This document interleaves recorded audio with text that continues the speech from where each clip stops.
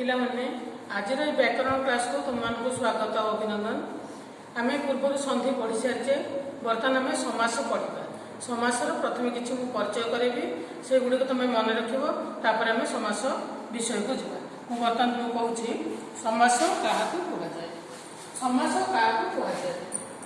ପରସ୍ପର ସମ୍ମତ ଥିବା ଦୁଇ ବା ତତୋଧିକ ପଦକୁ ଏକ ପଦରେ ପରିଣତ କରିବାକୁ ସମାସ କୁହାଯାଏ। କେମିତି ନା ସୁନାରେ ତିଆରି ମୁଦି, ସୁନା ମୁଦି ପରସ୍ପର ସମ୍ପର୍କ ଅଛି। ସୁନାରେ ତିଆରି ମୁଦି ତ ସୁନା ସହିତ ମୁଦିର ସମ୍ପର୍କ ଅଛି। ତେଣୁ ଏ ଦୁଇଟା ପରସ୍ପର ସମ୍ପର୍କ ଥିବାରୁ ଦୁଇଟାକୁ ମିଶେଇକି ମଝିରେ ତିଆରିଟା ଲୋକ ହେଲା ସୁନା ମୁଦି ହେଲା।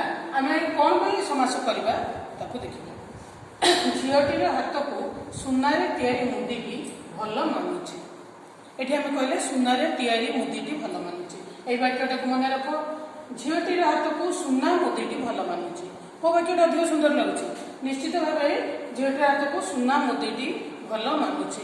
ତେଣୁ ଆମେ ସମାସ କାହିଁକି ପଢ଼ିବା ନା ବାକ୍ୟକୁ ସୁନ୍ଦର, ସଂକ୍ଷିପ୍ତ ଆଉ ସହଜ କରିବା ପାଇଁ ବୋଲି ଆମେ ସମାସ ପଢ଼ିବା। ଏବଂ ସମାସରେ ଯେଉଁ ଯେଉଁ ପଦ ଗୁଡ଼ିକ ପରସ୍ପର ଭିତରେ ସମ୍ପର୍କ ଅଛି ତାକୁ ଏକ ପଦରେ ପରିଣତ କରିବା।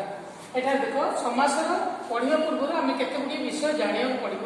ସମାସରେ କ'ଣ କ'ଣ ବିଷୟ ଅଛି ସେଗୁଡ଼ାକ ଆମେ ଜାଣିଲେ ସମାସ ପଢ଼ିପାରିବା। ସମାସର ତିଆରି କରିବାର ପ୍ରକ୍ରିୟା ହେଉଛି ସମସ୍ତ ପଦ, ପୂର୍ବ ପଦ, ପରପଦ, ସମସ୍ୟମାନ ପଦ, ବିଗ୍ରହ ବାକ୍ୟ ଏତକ ନେଇକି ସମାସ ଗଠିତ। ହେଲେ ଆମେ ଗୋଟେ ଗୋଟେ ପଢ଼ିବା। ସମସ୍ତ ପଦ କ'ଣ, ପୂର୍ବ ପଦ କ'ଣ, ପରପଦ କ'ଣ, ସମସ୍ୟମାନ ପଦ କ'ଣ, ବିଗ୍ରହ ବାକ୍ୟ କ'ଣ, ଏ ଗୋଟେ ଗୋଟେ ଆମେ ଜାଣିଲେ ହିଁ ସମାସକୁ ଆମେ ବୁଝିପାରିବା। ବର୍ତ୍ତମାନ ଦେଖ, ସମସ୍ତ ପଦ। ସମସ୍ତ ପଦ କ'ଣ ନା ସମାସରେ ଏକାଧିକ ପଦ ମିଳିତ ହେବା ପରେ ଯେଉଁ ପଦ ସୃଷ୍ଟି ହୁଏ ତାହାକୁ ସମସ୍ତ ପଦ ବା ସମାସ ନିଷ୍ପନ୍ନ ପଦ କୁହାଯାଏ। ସମାସରେ ଏକାଧିକ ପଦ ମିଶିକି ରହିଥାଏ। ଏକାଧିକ ପଦ ମିଳିତ ହେଇକି ଯେଉଁ ନୂତନ ପଦଟି ଗଠିତ ହୁଏ। ଆମେ ଗୋଟେ ଉଦାହରଣ ଦେଇଥିଲେ, ନୀଳ କଇଁ। ନୀଳ ଅଟେ କଇଁ, ନୀଳ କଇଁ। ଏଠି କ'ଣ ହେଲା ନା ନୀଳ ଗୋଟିଏ ପଦ, କଇଁ ଗୋଟିଏ ପଦ ଯୁକ୍ତ ହେଇକି ନୀଳ କଇଁ ହେଇଗଲା। ହେଲେ ଏଇ ସମାସ ନିଷ୍ପନ୍ନ ପଦ କ'ଣ ହେଲା? ନୀଳ ଅଟେ କଇଁର ନୀଳ କଇଁ ହେଲା, ଅଟେଟା ଲୋପ ହେଇଗଲା, ନୀଳ କଇଁ ମିଶିକି ସମସ୍ୟମାନ ପଦ ହେଲା। ଏଠାରେ ସମସ୍ତ ପଦ କାହାକୁ କହିବା ନା ନୀଳ କଇଁ ହେଉଛି ସମସ୍ତ ପଦ। ତାପରେ ଆମେ ଦେଖିବା ନୀଳ କଇଁ ସମସ୍ତ ପଦ। ନୀଳ କଇଁର ଆମେ ପଢ଼ିବା ଏଠି ଅଛି ନା ପୂର୍ବ ପଦ ଆଉ ପରପଦ। ପୂର୍ବ ପଦ କ'ଣ, ପରପଦ କ'ଣ ଆମେ ଦେଖିବା। ନୀଳ କଇଁରେ ନୀଳ ହେଉଛି ପୂର୍ବ ପଦ, କଇଁ ହେଉଛି ପରପଦ।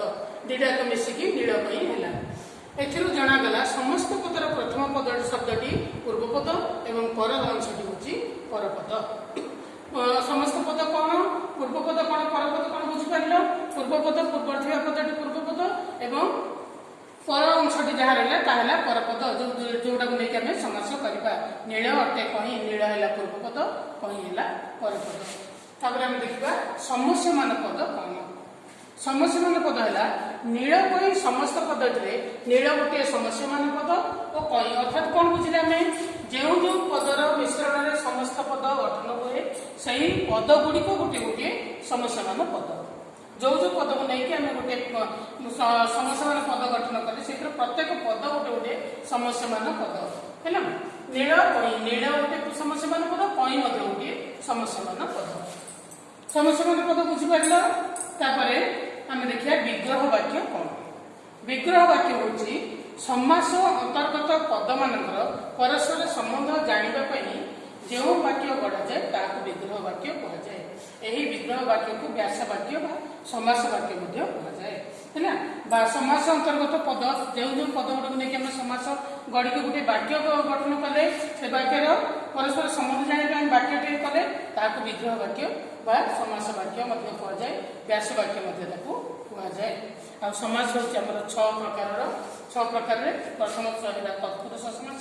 ତତ୍ପୁରୁଷ ସମାସରେ 6ଟି ତାର ରହିଛି ବିଭକ୍ତି ଅନୁସାରେ ତତ୍ପୁରୁଷ ସମାସ, ତାପରେ କର୍ମଧାରୟ ସମାସ, ଦ୍ୱିଗୁ ସମାସ, ଦ୍ୱନ୍ଦ୍ୱ ସମାସ, ବହୁବ୍ରୀହି ସମାସ, ଅବ୍ୟୟଭାବୀ ଭାବ।